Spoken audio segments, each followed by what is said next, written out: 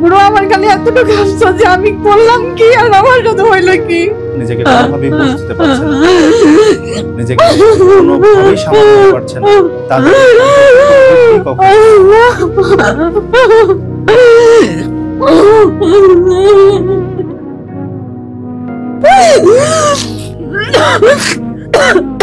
আপনি একটু পানি খান।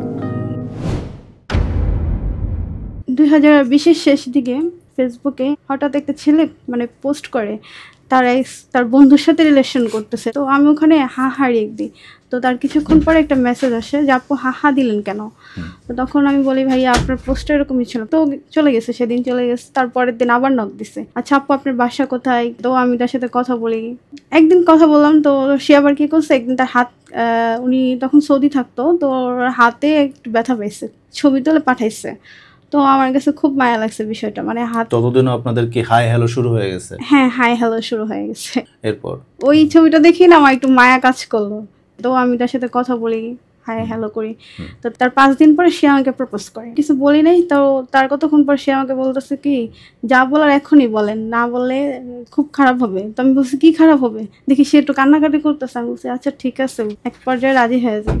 তো কথা বলি বা বেশ ভালোই চলতেছিল। দেখলাম আমার প্রতি তার অনেক মায়া। উনি তখন সৌদি থাকতো, সারাদিন কাজ করে বাহিরে, কিন্তু সারাদিনই আমাকে লাইনে রাখতো। এরকম কথা বলতে বলতে প্রায় 1 বছর চলে যায়। 1 বছর চলে যাওয়ার পর তারপর তার বার্থডে আসে। বার্থডে আসার পরে আমি কি করি, তাকে মানে সারপ্রাইজ গিফট করার জন্য আমার একটা ভাই আসলে পরিচিত, উনিও সৌদি থাকে, 10,000 টাকার মতো পাঠাই। উনি একটা কেক দিবে, ফুল টুল দিবে, চকলেট দিবে। ওই কেক আর চকলেট নিয়ে যায়। এরপরে কি হয়, ও আমাকে মানে শাড়ি, ফুল টুল হাবিজাবি অনলাইনে গিফট পাঠিয়ে দেয়। তখন এত খুশি হয়েছি, মানে আমার লাইফে সবচেয়ে বড় গিফট হয়ে যায় এটা। তখন তার সাথে আমার রিলেশনটা এত গভীরে চলে গেছে, ওর থেকে সরে আসবো তার কোনো রাস্তা নাই, কারণ আমি ওর সাথে খুব ফ্রি হয়ে যাই। তো আপনাদের ভিডিও কলে কথা হতো, ছবি টবি পাঠানো হতো। ও যখন যা বলতো গুরু, মানে যদি রাত 3টা না 4টা না, এখন সাজো, এখন শাড়ি পরো, এখন এটা করতে হবে, ভিডিও টিডিও সব পরে কথা বলতে থাকি। তো এর মাঝখানে আমার একটা বান্ধবী ছিল, হঠাৎ একদিন বাসায় আসছে। তো তখন আমি দেখি কি ওর মেসেঞ্জারে ওরে মানে আই লাভ ইউ বলতেছে, ওর আই লাভ ইউ বলতেছে। পরে আমি বলতেছি কি তুই ওর আই লাভ ইউ বলতেছিস, কয় কেউ তো আমার সাথে রিলেশন করে, আমার সাথে রিলেশন, আমার বয়ফ্রেন্ড। আমি কি তুই দেখতেছিস না, আমি স্টোরি দেই, আমি পোস্ট করি ওরে নিয়ে। পরে বলতেছি কি হ্যাঁ আমি দেখতেছি। ও আমার বলতেছে তুই নাকি অনেক পাগলামি করস, তাই তোর থেকে সরতে পারে না। পরে আমি আর ওরে কিছু বলি না। রাত্রে বাসায় যাওয়ার পরে ওরে আমি ধরার পরে আমি বলছি আচ্ছা ঠিক আছে, তো তুমি ওর সাথে রিলেশন করো। আমি অনেক কান্নাকাটি করি, তাহলে আমার সাথে আর কথা বলার দরকার নেই। পরে বলছে না, ও একটা খারাপ মেয়ে, আমি জাস্ট ওর এমনি বাজাইতেছি, তুমি কিছু বললো না, আমি ওরা ট্রাই করতেছি, এই আর কি। পরে আমি বলছি আচ্ছা তোমার, ও আমার যা বলতো গুরু, মানে দিন এটা রাত, আমি তাই বিশ্বাস করতাম। তো ও বাংলাদেশে আসবে। পরে আমি বলছি ওকে ফাইন, তাহলে আসা পড়ো। আমি তো অনেক খুশি, এক্সাইটেড, আসবে, আমরা দুজন দেখা করবো, এটা সেটা ঘুরবো, কত এক্সাইটেড। তো ও আসে, ওর আইডিটা আবার আমার কাছে ছিল, ও জানতো না এটা, মানে ও একবার দিছিল কিন্তু ও পাসওয়ার্ড চেঞ্জ করতে ভুলে গেছে।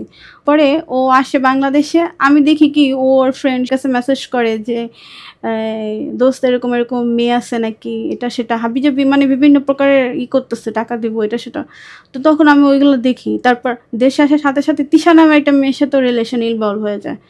আমি দেখার পরে আমি কি তুমি এরকম কি শুরু করছো, তুমি আমার সাথে মিট করবা না? সে অলরেডি দেশে আসছে কিন্তু আপনার সাথে মিট করে নাই? না, ওর দেখলাম ও বাহির থেকে আসছে, মানে গার্লফ্রেন্ডের জন্য তো মানুষ একটা চকলেট আনে, ও কিন্তু আমার জন্য সেটা করে নাই, কিছুই আনে নাই, খালি হাতে, মানে আমার দিক থেকে খালি হাতে। কিন্তু আমার ফ্রেন্ড ওরে কি আনতে বলছে, ও সেগুলো আনছে। এই সব বিষয়ে আমার খুবই খারাপ লাগে। তারপর আমি ওর সাথে ডিরেক্টলি কথা বলার পর আমি ওরে জিজ্ঞাসা করতেছি এগুলো কি ভাই, এগুলো কি?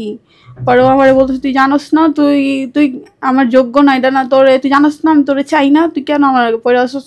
অনেক গালাগালি করে গুরু, ওর মুখের ভাষা মানে এতটা খারাপ, যখন ভাষা গালাগালি করে তখন আমার মন চায় না যে আমি বাইচে থাকি। তারপর আমি নিজের হাত কাটি। তো এরকম পাগলামি করে দেখে আমার ফ্যামিলি কি করে, আমাকে নিয়ে রিহেবের মধ্যে দিয়ে দেয়। পরে ওখানে যখন ছিলাম, ওখানকার মানুষ, তারপর সবাই বলতেছে তোমার ফ্যামিলি তোমার নিতেছে না কেন, তুমি একটা সুস্থ মেয়ে, তুমি কোনো ড্রাগস অ্যাডিক্ট না। পরে আমি ওখানের মানুষদের সবাই কাহিনীগুলো বলি, এরকম কাহিনী। শুধুমাত্র ওই প্রেমের প্রতারিত হয়ে আপনি পাগলামি করছিলেন, যার কারণে আপনাকে আপনার বাসা থেকে রিহাবে রেখেছিল? হ্যাঁ, কারণ আমার বাপ মা আমার উপরে পুরো ফেড আপ ছিল। আর আমার একটা ব্রোকেন ফ্যামিলি, আমার বাবার সেকেন্ড ম্যারেজ ছিল, বাবা মা দুইজনেই চাইতো কি মানে ওরকম পাগলামি করতেছে যা করে কোথাও ফালাই দিই, মানে সবার কাছে আমি একটা পথের কাটা হয়ে যাই। তো ওখানে যাওয়ার পর সবাই আমার নিয়ে, আর রিহাবের মধ্যে সবাই আমার নিয়ে খুব মানে আমার সবার চেয়ে আলাদা রাখতো, খুব ভালো চোখে দেখা হতো, বলতো কি আরে মেয়েটা তো ভালো সুস্থ একটা মেয়ে, এটা দিছে কেন। পরে আমি সবাই বললাম এই কাহিনী, ওর সাথে কথা বলার জন্য 1 মিনিট ফোন কল করার জন্য মানে সবার হাতে পাই দিই, সবাই বলতেছে কি তুমি যা চাও যা খাইতে চাই বাইনা দিব, কিন্তু ওর সাথে কথা বলে দিব না, তোমার বাপ মার করা নিষেধ। আমি প্রতিদিন তাহাজ্জুদ নামাজ পড়তাম ওই রিহাবে থেকে, এমন কোনো মানুষ নাই গুরু যে আমার কোরআন শরীফ শুনেন পড়াশোনা না কান্না করছে। আমি তাহাজ্জুদ নামাজ পড়তাম, আমি বলতাম কি আল্লাহ কি অবস্থা আছে, ও কেমন মিস করতেছে কিনা, আমি ঘুমাইতে পারতাম না গুরু। যখন কোরবানিদের সবাই আমি বের হয়েছি, তারপর আমি বাসায় যখন আসছি গাড়িতে বসে আমার বোনে অনেক ছবি দেখাইতেছে, ও অনেক মেয়েদের সাথে ঘুরতে গেছে, বাইক টাইক কিনছে, অনেক ছবি দেখাইতেছে। আমার তো মানে মাথার উপর আকাশ ভেঙে পড়তেছে। আর এখানে আমার ফ্যামিলি ওরা জানাইছে যে আমি মারা গেছি, হ্যাঁ আমি আত্মহত্যা করছি, মারা গেছি। তখন কিন্তু দেশেই, এখনো দেশে। তারপরে কি হয়, তো আমার সাথে কথা বলার ট্রাই করে, তো আমি আর কথা বলতে চাই না। তারপরে ও আমার বলে কি একবার দেখা করো, আমি তোমার এখন বিয়ে করবো। আর আমি বলি কি না আমি দেখা করবো না, আমার ফ্যামিলি যা বলে তাই। পরেও আমার আম্মুর সাথে কথা বলে, পরে আমার আম্মুরে বলে কি যে আন্টি কে আর একটু পাঠান, আমি ওর নিয়ে যাবো, আমার আম্মুর সাথে দেখা করো, পরে আর কি আমি ওকে বিয়ে করব আম্মু ডিসিশনের পরে। মা কয় কি তুই তোর লেগে অনেক পাগলি, তো আচ্ছা ঠিক আছে তো যা।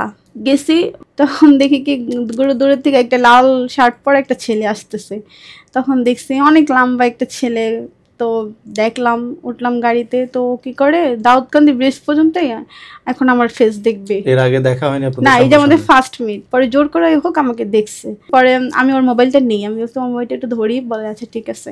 পরে দেখি কি আরেকটা মেয়ে, ওই মেয়ের সাথে ভিডিও কলে উল্টা পাল্টা, মানে ওর মোবাইলটা ধরার পরে গ্যালারিতে দেখে এইসব, তখন আমি আরো কষ্ট পাইছি। তারপরে আমি ওখানে কিছু বলি না, যে আমাদের ফার্স্ট মিট, আজকের দিনটা আমি নষ্ট করতে চাই না। ও যে ফার্স্ট টাচ করা গুরু, আমার হাত ধরা, আস্তে করে একটা হাত করছে, মানে এটা মনে হলো আমার পৃথিবীর সবচেয়ে একটা অন্যরকম একটা অনুভূতি, যেটা আমি কখনো ভুলতে পারবো না। আচ্ছা, তারপর আমার পাঠায় দিচ্ছে, ওর মার কাছে আর নেই। ওই দিন আপনাদের সাথে দেখা সাক্ষাৎ হয়েছে? হ্যাঁ, 3 দিন পরে ওর একটা ফ্রেন্ড ছিল রাকিব, তো এই রাকিব কি করলো, আমাকে বলতেছে তোমার তো সে পছন্দ করে নাই, ও শিখাই দিছে, ও সামনে ছিল, তো ভাইয়া আমার অপমান করতেছিল ওর ফোন থেকেই, তোমার সাথে রিলেশন রাখবো না, আর যদি এমনি কথা বলতে পারো ফ্রেন্ডলি, কিন্তু বিয়ে শাদী করতে পারবো না, তুমি তার থেকে হাইটে শর্ট, এটা সেটা অনেক অপমান করেই বলে। তুমি বুঝো না কেন, ও তোমার পছন্দ করে না, তুমি একটা মানুষের জন্য এরকম পাগলামি বারে বারে ফোন দাও, এটা সেটা। আর সবচেয়ে বড় কথা, তোমার বিয়ে করতে পারে তুমি 10 লাখ টাকা দিতে হবে। আমি ওরা খুব ভালোবাসি, মানে গুরু আমি এতটা ভালোবাসি, আমি চিন্তা করি কি মানে ও আমার একটা কথা বলছিল, এক নারী এবার একটা ছেলে ঠিক করতে, তো তুমি আমার ঠিক করতে পারবে না, তো আমি মনে করছি যে আস্তে আস্তে বুঝে ঠিক করবো। তারপরে কি হয়, তখন আমার সাথে রিলেশনটা ঠিক হয়েছে, মোটামুটি কথা বলতাম। ও আমার বলতেছে কি তুমি আসতে পারবা, দেখা করবা, সেটা আমরা ঘুরতে যাবো। পরে আমি বলছি ঠিক আছে। পরে ও আমার নেওয়া যায় ওর বাসায়, সেদিনই ফার্স্ট আমাদের ফিজিক্যাল রিলেশন হয়। ওর বাসাতে? হ্যাঁ। বাসায় কেউ ছিল না? না, ওর আম্মু ছিল না। তো আমি আমার মতো এসে পড়ি, সে তার মতো থাকে। তারপর আমাদের কথা হতে থাকে, সে অসুস্থ হয়, আমি তার ট্রিটমেন্ট করার জন্য তার হসপিটালে পর্যন্ত আমি থাকি, তার মাও থাকে হসপিটালে, আমিও থাকি হসপিটালে একসাথে। সে একটু রিকভারি হয়, প্ল্যান করতে থাকে যে সে বাইরে চলে যাবে, দেশের বাইরে যাবে, সেটা আমি জানি না। তার যেদিন ফ্লাইট, তার ফ্রেন্ড আমার ফোন দিয়ে বলে কি ফারহানের তো আজকে ফ্লাইট, তার ফোন দিতেছি, সে ফোন ধরে না, মেসেজ করতেছে খালি। তারপর আমি কি করি, সাথে সাথে এয়ারপোর্ট চলে যাই, কোনো রকম আধা ঘন্টার মধ্যে দেখি সে ঠিকই ওখানে তার ফ্লাইট। আমি তার কান্না করে গুরু পায়ে ধরে পড়ি, বলতেছি কি তুমি যা বলবো আমি তাই শোনো, তুমি যাও না, তুমি আমার মিথ্যা কেন বলছো, আমি তো তোমার কোনো ক্ষতি করি নাই। ও আমার বলতেছে যে আমার আজকে ফ্লাইট, আমি তার বিয়ে করে চলে যেতেছি না, আমি আবার আসবো। পরে ওকে কোনো আমার হাতটা ছেড়া দিয়া ও ভিতরে ঢুকে গেল। অনেকক্ষণ 8টা পর্যন্ত ওখানে ছিলাম। পরে আমার ভাইয়ে যাইয়া আমার বৈজ্ঞানিক ওখান থেকে নিয়ে আসে, আমি ওরে ফোন দেই বা কথা বলার ট্রাই করে, আমার সবকিছুর থেকে গুরু যাওয়ার পর ব্লক মেরে দিছে। এত অপমান, এত নির্লজ্জের মতো কথা বলতো গুরু যা, কিন্তু মানে আমি কারো বুঝাইতে পারি না যে আমি কি হারাইছি বা কি হইতেছে আমার সাথে, এটা আমি কারো বুঝাইতে পারি না। আমি ওরা কতটুকু ভালোবাসছিলাম, ওনাকে আমার মন থেকে কখনোই চাই নাই, জানে নাকি মন থেকে চাই না, তার সাথে কিভাবে লাইফ লিড করব। তাহলে আমি যে এত কিছু করলাম কার জন্য করলাম?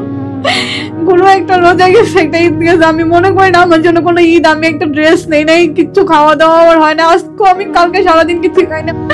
আমার অপরাধ কি ছিল গুরু? আমার এত আশা। আপনি বলছিলেন যে আপনি তার কুমিল্লার বাসাতেও গেছেন। হ্যাঁ তার সাথে একসাথে কয়েকবার গেছি, ওর মা থাকতেও পরে গেছি, ওর মার সামনে গেছি, তারপরে ওর আম্মু আমি একসাথে হসপিটালে ছিলাম। তারপরে আমি কি করি, আমি মানে পাগল হয়ে যাই, আমি না পারি খাইতে, না পারি বসতে, পুরো আমি পুরো মরা হয়ে গেছি। আমি একটা সুস্থ মানুষ, দিনের পর দিন মরতেছি এরকম ভাবে, মেন্টালি প্রেসার, ডিপ্রেশনে থাকা। পুরো আমার খালি এতটুকু আফসোস যে আমি করলাম কি আর আমার সাথে হইলো কি। আমার ভালোবাসার করতে ছিল কই, আমি ওর এত ভালোবাসার পরেও ওরে আমি আমার করে রাখতে পারি নাই। এতটা চাইছি, আমার পায়ে ধরছে যে তুমি আমার সাথে এমন করো না, আমার বিয়ে করা লাগবে না, একটু মনে কথা বলো মাঝে মধ্যে। তাও মনে করেন আমার সাথে কুকুরের মতন অপমান করতো, তুই এটা না, তুই ওইটা না, তুই এরকম, তুই ওরকম। আমি একটা মেয়েটার বয়সটা শোনার জন্য ঘুরে এমন পাগলামি করতাম, আমার ফ্রেন্ড সার্কেলের সবার পায়ে ধরতাম, একটু ভাড়ার সাথে কথা বলা দাও, একটু ওর সাথে কথা বলা দাও, কিন্তু কোনোদিন আমি আমার মনের ফিলিংস গুলো বুঝাইতে পারি নাই। এত বড় বেইমানি আমার সাথে করলো, কিন্তু বিনিময় কিচ্ছু পাইনি আমি ওর থেকে, জীবনে কিচ্ছু না।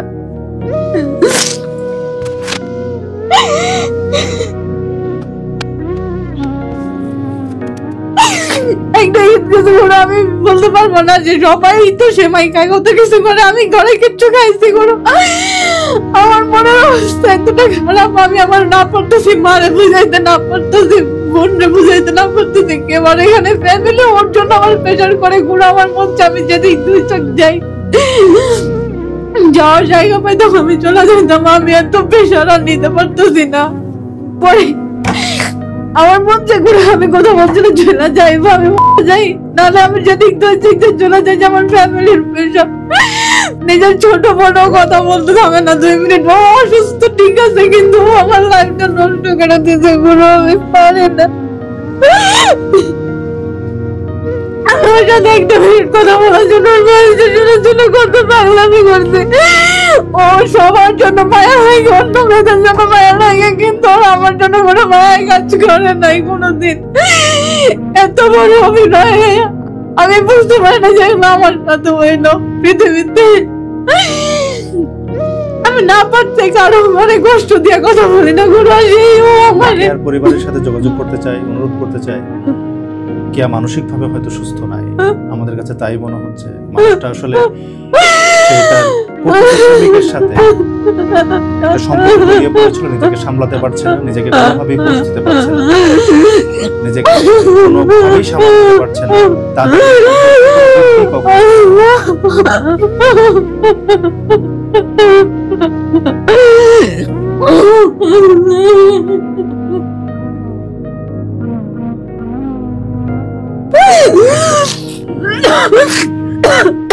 আপনি একটু পানি খান। এই ফারহান আপনার কখনোই ছিল না। ফারহান তার নিজের প্রয়োজন মিটিয়েছে আপনাকে ব্যবহার করে, এবং এখান থেকে আপনাকে ফিরে আসতেই হবে। মানুষের জীবন অনেক মূল্যবান, এই মূল্যবান জীবনটা এভাবে নষ্ট করে দিয়েন না, এটাই আমাদের অনুরোধ।